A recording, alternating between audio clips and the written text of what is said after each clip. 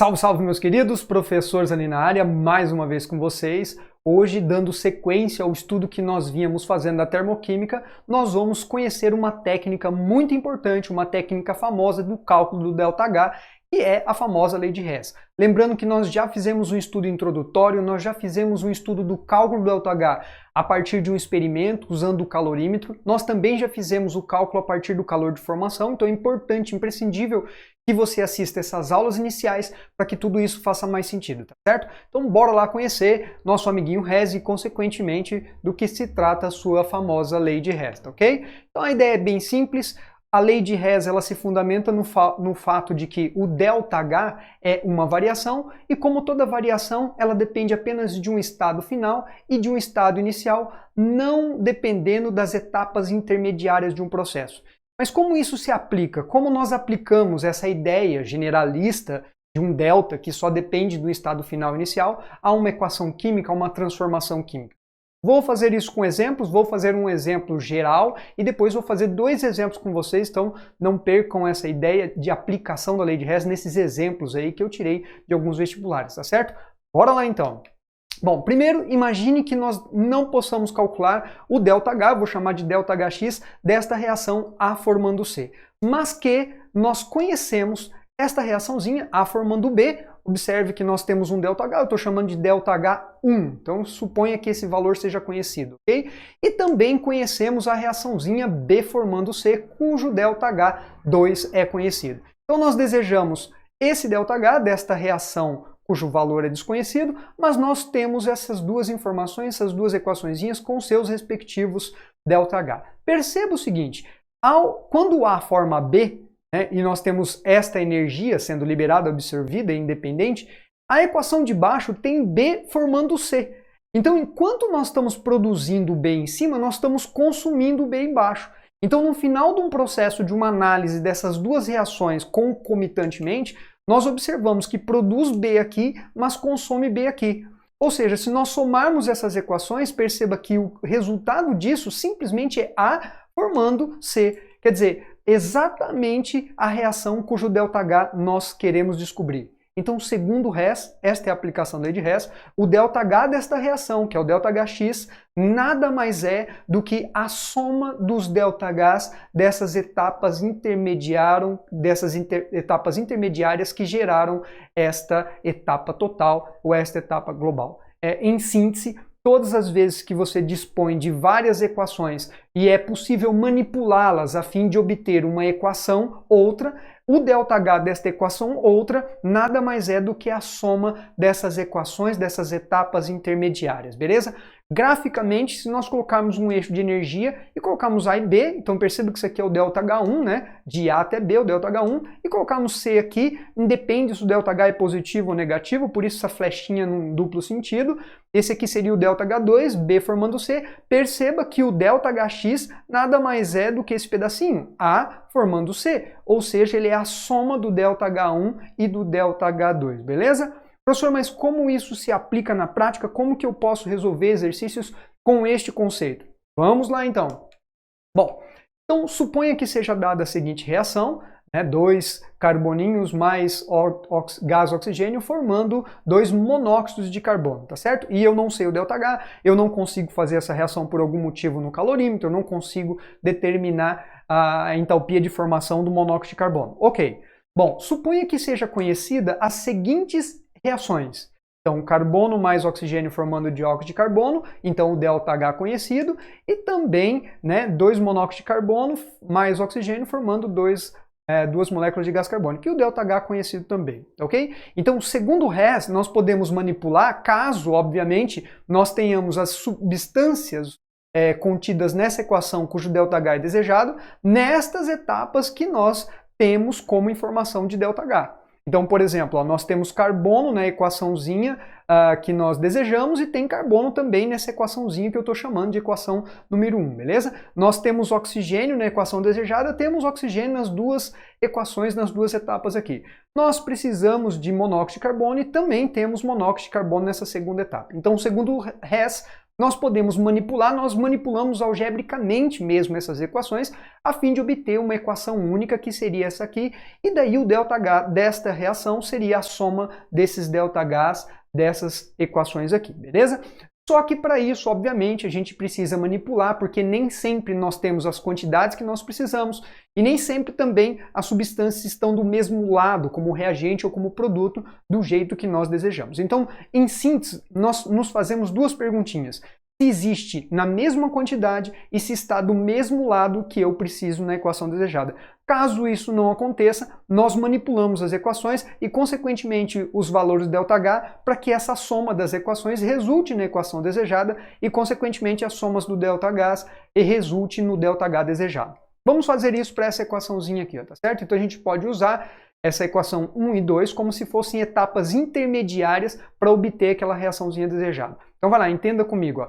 Todas as vezes que lhe for pedido o ΔH de uma reação e for oferecido várias equações, uma técnica possível é a lei de Hess. A ideia é manipular essas equações algebricamente para que se obtenha esta equaçãozinha cujo ΔH é desejado. Assim, é só somar os valores dessas equações, dessas etapas intermediárias após a manipulação, tá certo? Então, vamos lá tentar aplicar isso. Então, nós desejamos o ΔH dessa reação, nós temos esta equaçãozinha aqui, cujo ΔH é conhecido, e esta aqui também. Perceba que nós precisamos, olha só, de 2 carboninhos, e a equação 1 apresenta apenas um carbono. Então, nós precisamos multiplicar essa equaçãozinha por 2. Ao multiplicar por 2 a equação, multiplicamos ela toda, nós também multiplicamos o valor do ΔH. Porque o ΔH é uma função de estado, quer dizer, se você queimar um mol de grafite, você vai liberar uma quantidade de energia. 2 mols vai liberar o dobro. Então, ao dobrar a equação, nós também temos que dobrar o valor do ΔH, tá ok? Então, se a gente multiplicar a equação por 2, vamos multiplicar a todo por 2, olha só o que nós temos que fazer com o ΔH, nós vamos multiplicar o valor por 2 também, tá certo? Outra coisinha que nós precisamos, perceba, nós precisamos do monóxido de carbono aqui como produto. Mas na equaçãozinha 2 ele está como reagente. Então nós vamos fazer o quê? Nós vamos inverter esta segunda equação, beleza? Invertendo essa segunda equação, escrevendo literalmente ela ao contrário, fazendo o produto virar reagente e vice-versa, nós também vamos inverter o valorzinho do ΔH. Por que nós vamos fazer isso? Olha, simples.